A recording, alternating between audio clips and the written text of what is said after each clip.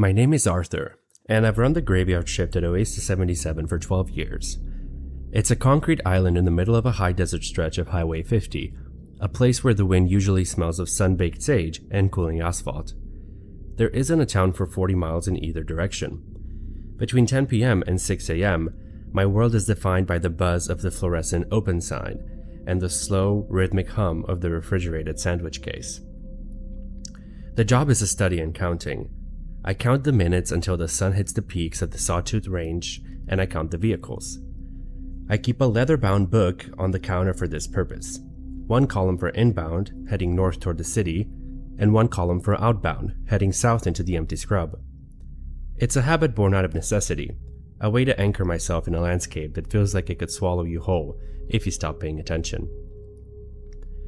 The desert night plays with distance. You see headlights miles off, tiny pinprick sparks that crawl across the black velvet for 10 minutes before they finally swing into the lot. Most people pull in for a 3-minute stretch and a cup of coffee. They rarely talk. We just exist in the same pool of yellow light for a moment before they disappear back into the dark. At 1 a.m., the black sedan arrived. I didn't see it coming.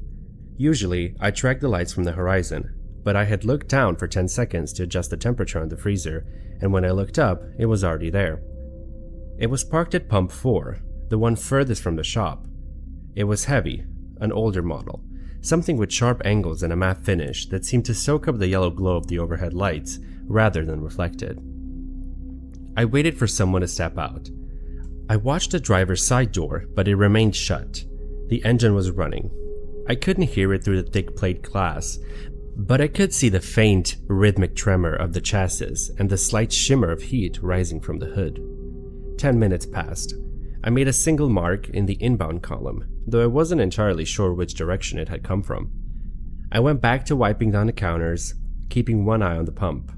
The car didn't move, the driver didn't get out, and the nozzle stayed in its holster. At 1:30 a.m., I noticed the silence. Highway 50 isn't busy at night, but it's never truly dead. Usually, you can hear the distant, lonely whine of a long-haul trucker every 20 minutes, or the fast Doppler-shifted zip of a traveler making good time. But since the black sedan had arrived, the road had gone quiet. I walked to the front door and stepped out onto the sidewalk. The air was still. Usually, there's a persistent whistle of wind through the power lines, but tonight, the atmosphere felt heavy, as if it were under pressure. I looked toward the highway. To the north, the road was a flat black void. To the south, it was the same. No headlights, no taillights. I looked toward Pump 4. The sedan was still idling. The sound of the engine was a low, vibrating drone that I felt in the soles of my boots more than I heard in my ears. It wasn't the irregular chug of a V8. It was a steady, high-frequency hum, more like a massive industrial transformer. I walked toward it. I'm not a brave man, but 12 years in the desert teaches you that a running engine is a fire hazard if left unattended. I reached the edge of the pump island. The windows of the car were tinted so dark they looked like polished obsidian. Even with the floodlights directly overhead, I couldn't see a silhouette inside. I tapped on the glass of the driver's window. The vibration of the car felt like an electric current running through my knuckles. "Everything okay?" I asked. My voice sounded flat in the heavy air, swallowed by the desert. The car didn't respond. The window didn't roll down. But as I stood there, I noticed something on the dashboard. It was a small white piece of paper, face up. I leaned in, squinting. It was a tally sheet, identical to the one in my logbook inside. It had 2 columns, inbound and outbound. The inbound column had 1 mark. The outbound column was empty. I backed away from the car, my heart beginning to thrum against my ribs. I walked back into the shop and sat on my stool. I picked up my pen, but my hand was shaking. I looked at the clock. It was 2:15 a.m. The second hand on the wall clock was moving, but the time on my digital wristwatch was different. My watch read at 1 a.m., the exact time the car had arrived. I looked back out the window. The black sedan was gone. It hadn't driven away. I hadn't heard the crunch of gravel or the shift of gears. But still, Pump 4 was empty. The concrete was dry. I walked back out to the pump, my flashlight cutting through the dark. I looked at the ground. There were no tire tracks in the dust, no oil drips. I looked at the pump display. It was blank, the digital readout flickering with a faint green light. I returned to the counter and opened my logbook to the current page. I wanted to cross out the mark I had made at 1 a.m. to erase the entry for a car that seemingly never existed. But when I looked at the page, the ink was wet. There wasn't just one mark in the inbound column anymore. There were hundreds. The page was covered in them. Thousands of tiny, jagged strokes that filled the margins and bled into the next day's entry. They were all written in my handwriting. I felt a sudden, urgent need to verify my own history. I've lived in this valley for 12 years, or at least that's the number my mind provides whenever I'm asked. I have a house in a small town called Eureka, 40 miles to the west. I could picture the kitchen, the way the linoleum peels near the refrigerator, and the specific hollow sound the front porch makes when you step on the third board. I reached into my pocket for my house keys. My fingers brushed against a heavy brass ring. I pulled it out, expecting to see the familiar serrated edges of my front door key and the small rubber fob for my truck. Instead, the ring held only 2 keys. Both were identical. Both were stamped with the logo of the Oasis 77. I walked to the back of the store, toward the small employee locker room. My boots sounded so heavy on the linoleum, a solitary rhythmic thud that seemed to echo in the rafters long after I'd taken a step. I reached my locker, number 4, and pulled the latch. Inside sat my home bag, a canvas duffel I've carried since I started this job.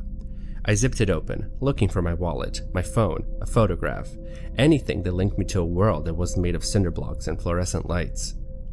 I found a wallet. It was made of weathered brown leather, the edges frayed from years of being carried. I opened it and pulled out my driver's license. My face looked back at me, a younger version of the man in the mirror, but the address listed was a series of coordinates I didn't recognize. Below the address, where the city and state should have been, the card simply read, "Inbound." I tucked the license back into the leather. There were no family photos, no receipts from grocery stores or movie theaters. There was only a small stack of white papers. I pulled them out and fanned them across the bench. They were tallies, hundreds of them. Each slip contained a single column of jagged marks, all titled "Inbound." I left the locker room and walked to the rear exit of the shop, the door that leads to the employee parking area. I pushed it open, expecting to see my 2014 Ford pickup sitting there in its usual spot near the dumpster. The truck was there.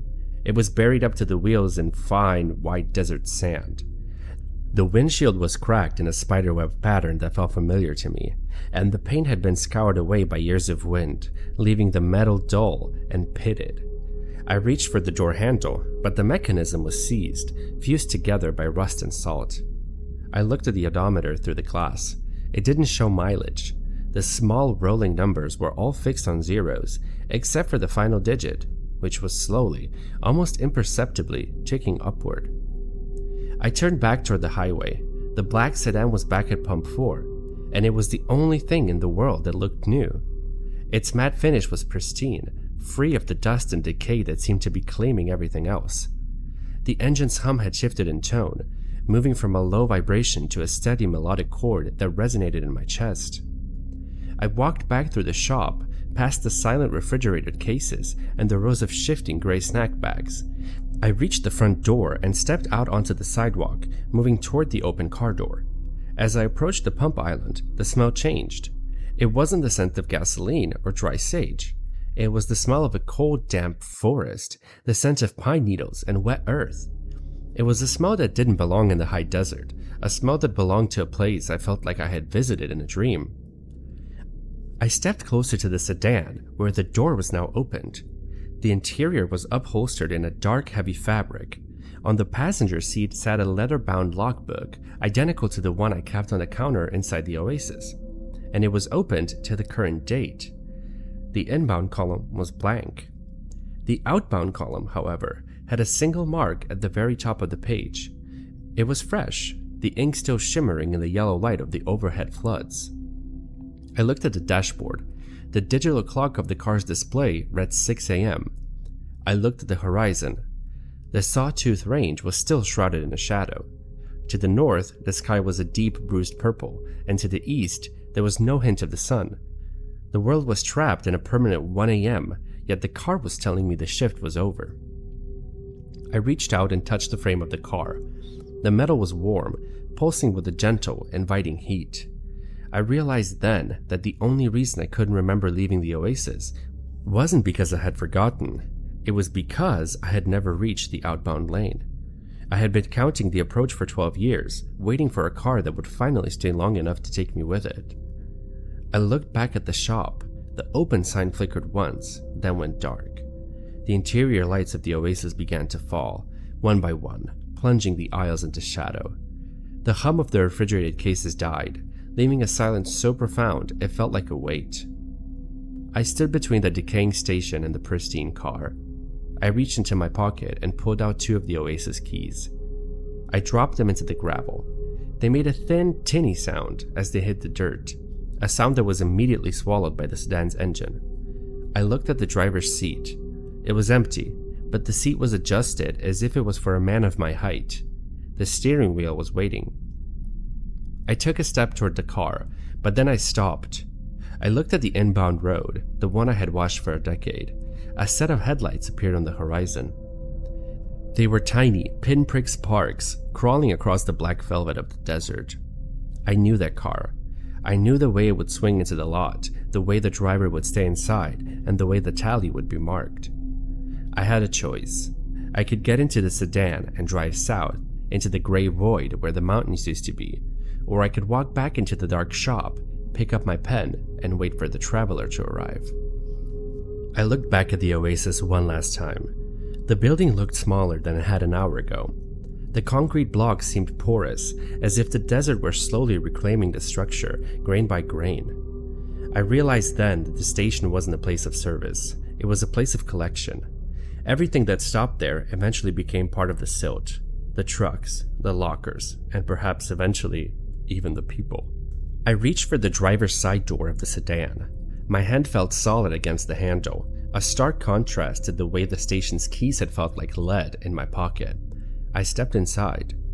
The interior didn't smell like a car. There was no scent of stale tobacco or air freshener. It smelled of rain on hot pavement and the sharp, clean scent of a mountain morning. The seats were firm. I looked at the dashboard. The digital display didn't show 6 a.m. anymore. It read 6:01 a.m. Behind me, the Oasis was a dark, jagged shape against the purple sky. I reached for the gear shift. It moved with a smooth, heavy click. I didn't look at the rearview mirror. I knew if I did, I'd see those inbound headlights finally start to move, closing the distance to the pumps I had just abandoned. I pressed the accelerator. The car moved with a silent, powerful grace. The gravel of the lot gave way to the smooth black asphalt of the outbound lane. For the first mile, the road was flanked by the same sagebrush and jagged rocks I'd looked at for 12 years. But as the needle on the speedometer climbed, the scenery began to blur.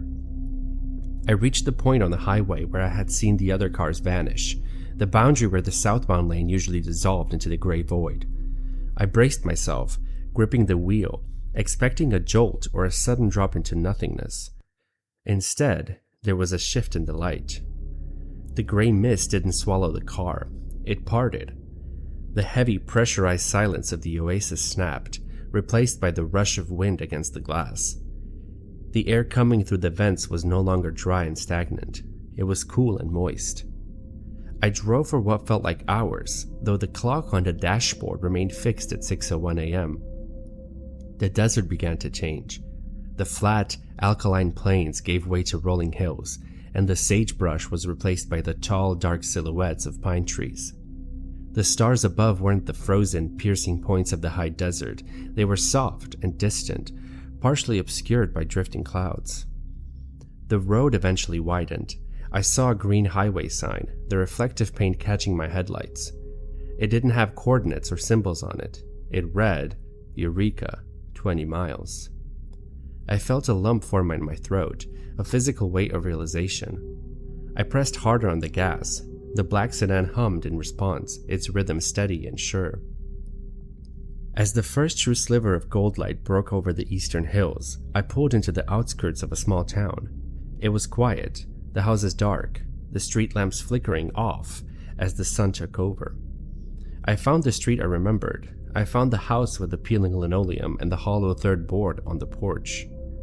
I parked the sedan at the curb. I didn't turn off the engine. It died on its own the moment I set the parking brake. I sat there for a moment, my hands still on the wheel. My skin looked different in the morning light. The gray, chalky dust of the Oasis was gone, replaced by a healthy, living hue. I reached into my pocket. The 2 Oasis keys were gone. In their place sat a single brass key with a worn wooden fob. It was the key to my front door. I stepped out the car. The morning air was full of the sounds of a world in motion, a distant dog barking, the rustle of leaves, the sound of a refrigerator in a nearby kitchen. I walked up my driveway, my boots making a normal, solid sound on the concrete. I reached my front door and turned the key. It slid into the lock and turned with a familiar mechanical click. I stepped inside and closed the door behind me, leaning against it as the warmth of the house enveloped me. I walked to the kitchen and looked at the calendar on the wall. It wasn't 12 years later. It was the morning after I had started my first shift at Oasis 77. I looked out the window. The black sedan was gone. The curb was empty, the asphalt dry. There were no tire tracks, no smell of pine needles. I sat down at my table and poured a glass of water. It was clear and cold. I looked at my hands. They were steady. I was home, and the inbound tally had finally been closed. I didn't go back to the Oasis. I didn't call in. I just sat in the morning light and watched the world begin its day, finally content to be a part of the traffic that doesn't have to be counted.